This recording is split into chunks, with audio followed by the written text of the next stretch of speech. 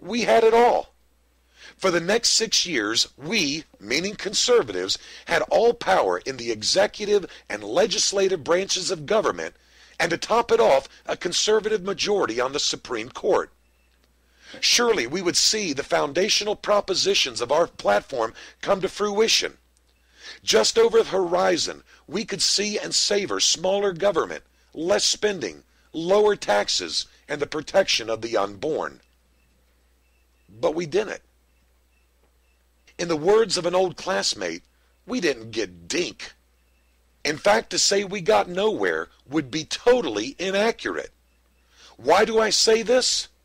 Listen closely, because this is the crux of the matter. 2010 marked the 30-year anniversary of the Reagan Revolution.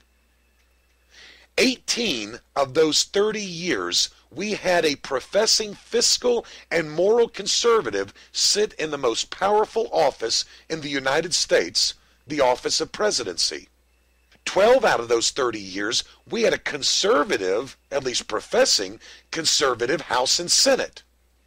And 6 out of the 30 years, we had a conservative president, House, Senate, and a majority of the Supreme Court justices.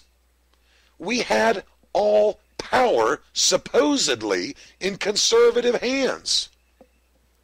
One would think that even if there was no movement forward on the foundational principles of smaller government, less taxes, less spending, and a pro-life agenda, at least things would be the same as they were in 1980. And by that I mean at the same rate. But we're not anywhere close to the rates of 1980. We're nowhere close to having the size of government we had back then, the tax rate we had back then, the spending rate we had back then. And can somebody tell me what happened to the pro-life agenda? The truth is, not only did we make no progress, we have, as a country, taken huge steps backwards. Think about it. How happy we would be if we could return to the size of government, the spending rate, and the tax rate of 1980. Now, not to seem rude, allow me to ask it this way. Are you better off, or are we more conservative in our government and its institutions than we were 30 years ago? I sure hope no Christian is so blinded by their false allegiance to the Republican Party as to answer yes. And what is really troubling to ponder is that the progressives, the liberals, the socialistic engineers managed to get their legislative agenda through in 2 years. And by that I mean socialized medicine, even though a majority of Americans were against it. My friends, someone out there should be saying to themselves right now, we, meaning conservative Christians, are insane. We've been doing the same thing over and over for the last 30 years and always expecting different results. I think we used to be surprised that we didn't get the results that we're looking for, but now we make excuses as to why we're not getting them. So what is the solution to this madness? Should we form a third party? Should we withdraw from the election process altogether? My friends, I have to admit, I'm not sure I can answer that.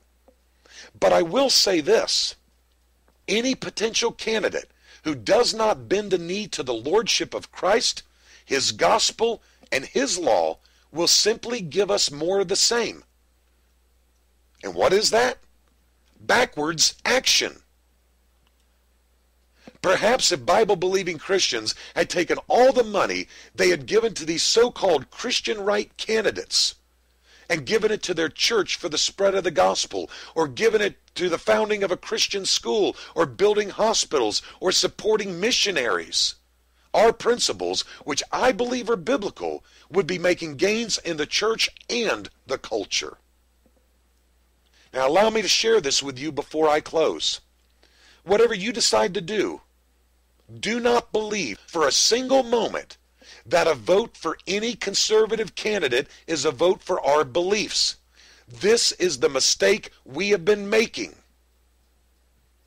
nor assume that because a candidate goes to church that his thoughts are captive to the Word of God. On the other hand, please do not fall for the convoluted logic of Republicans that not voting or a vote for a third-party candidate is a vote for the other side, meaning liberal progressive Democrats. Because every vote that has been cast by conservative Christians in the last 30 years has been a vote for the other side, or we would have at least seen some progress, some movement forward on our issues. We haven't seen any. We've seen movement backwards, not forwards. As for me, I have decided that I will no longer throw my hat into the ring with so-called conservatives, the Republican Party, who I submit despise us. They despise Christians. They love our vote, they love our money, but they don't care for us.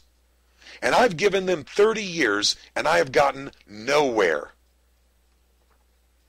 Therefore, I submit that a vote for Republicans, or the latest mutation of the Christian coalition, and by that I mean the Tea Party, and I have to commend them for at least being intellectually honest to now take out the word Christian. I believe that a vote for these guys is a vote for the other side. In fact, I am reminded of an interview I saw in the early 1980s. Pat Robertson was questioning Dr. Francis Schaeffer on the 700 Club. And by the way, just a point of interest, I wasn't even a Christian at this time. But Pat was all giddy about Ronald Reagan, whom he claimed as one of his own in the White House. Now please understand, I was a big-time Reagan supporter. And Dr. Schaeffer, the gentleman that he always was, waited for Pat to finish and then said these words, and please note this is not an exact quote.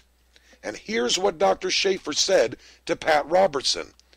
Pat, we must remember that a conservative Republican secular humanist is really no better than a liberal Democrat secular humanist. And my friends, we would do well to remember those words of Dr. Schaeffer.